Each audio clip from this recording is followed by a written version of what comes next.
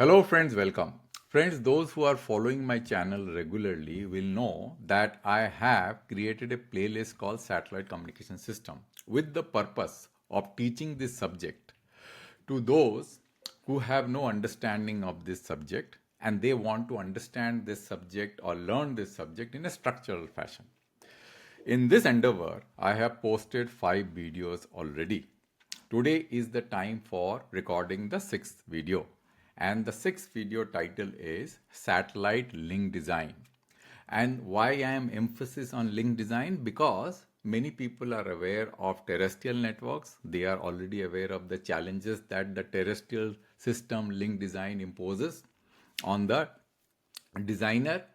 So I would like to compare those systems with the satellite system and going to talk about the new challenges that has to be encountered in while designing this satellite system from a link design perspective, so that viewer can compare these two systems and understand that why satellite systems are so difficult to design and what kind of opportunities and challenges exist in order to design the system, right? So here are the topics that I am going to cover in this module. Just to summarize in a very short, without going through each and every line, one by one, we are going to talk about the challenge from a distant perspective. Terrestrial systems are quite short, means the terminal and the base station distances are quite short, whereas in satellite the distance can be as high as 500 kilometers to an extent of 36,000 kilometers.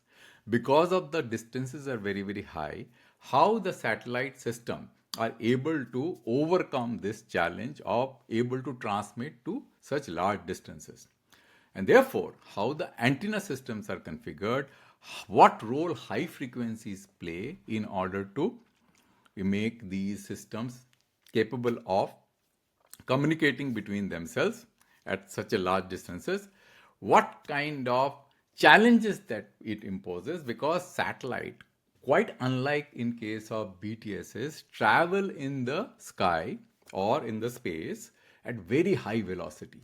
Because they are traveling at high velocity, so what additional challenges that a designer has to overcome because of this at a high speed? And this one of this challenge is called Doppler effect. We will understand the impact of Doppler effect and how this Doppler effect can exponentially increase the complexity of satellite link design compared to terrestrial system where the movement is not that high, because you may not be moving at such high speed where the satellites are moving, especially in low Earth orbit, and how GPS can play a very significant role in order to mitigate this Doppler effect. We are going to talk about uplink and how uplink also is challenging and how GPS also plays a very important role in managing uplink. We are going to talk about gateway, because satellite systems are in air. You need to have optical fiber cable in case of the BTS systems on ground, but satellite does not have optical fiber systems, so how they are able to backhaul traffic. And because of this, we are going to also touch upon the inter-satellite links also, how it plays an important role in making the overall system more resilient and less prone to fault, right? So we are going to talk about all this. As usual, I am going to bring animations on the table so that you understand this topic very nicely and clearly. The first animation is about the distance versus path loss. Now you will see that we have a terrestrial base station and we have a mobile phone here. The distance is hardly 5 kilometers. Because the distance is hardly 5 kilometers, the path loss can be very low, and therefore the received signal the mobile phone is receiving is of very high power level compared to what happens in case of satellites, where the distance can be as high as 36 kilometers, and for LEO satellite it is as low as maybe 300 kilometers or 400 or 500 kilometers. So because of this distance, which is quite high compared to the terrestrial system, the signal that the satellite system receives from the ground terminals are pretty weak. But just one small nuance here, that the terrestrial system also have to deal with additional attenuation, because the path loss, which is 1 upon r to the power n in case of terrestrial system, in the satellite system it is 1 upon r to the power 2, which is r square. So terrestrial, the attenuation is little higher compared to the satellite system because of the presence of ground clutter, right? So this is the first animation. Now the second is about the width of the beam. Now, in case of terrestrial system, the beams which are emanating from the base stations are wide. Why they are wide? Because it is typically a 3-sector base station. So every sector is able to cover 120 degree, and they are deliberately made wide because they want to cover the whole area around the base station using 3 sectors and 3 different beams. Whereas in case of satellite, the beam have to be narrow.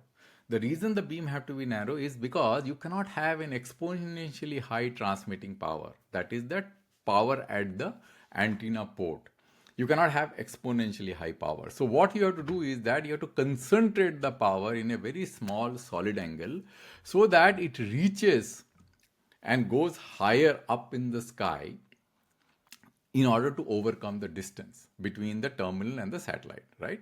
So if you don't have the power concentrated in a small solid angle, it is not going to go far. So that's the second distinction between the satellite and the terrestrial system. Here the beams are quite narrow, and because you are operating at high frequency, you can leverage the high frequency to make the beam quite narrow by not compromising on the terminal design, the ground terminal design. Because if you have to make the beam quite narrow, because the ground terminals are communicating to the satellite, if you are operating at very low frequency, then because this kind of beam shaping requires large number of antennas to be aggregated in a very small real estate, your real estate is going to become bigger because the wavelength at low frequency becomes quite large, and therefore high frequency actually works pretty well in order to shape the beam and make the beam quite narrow,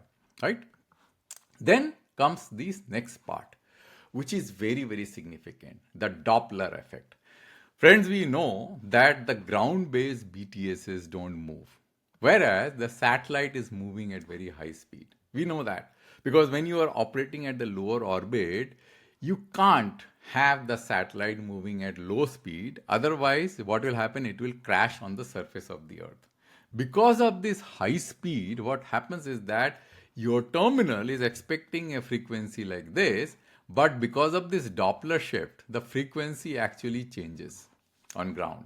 And this change in frequency can have a significant impact on the receiver, because receiver is looking for this frequency, which is of a different nature. Whereas Doppler shifted frequency is different. It's almost like, when an ambulance is traveling near you, you hear a higher pitch.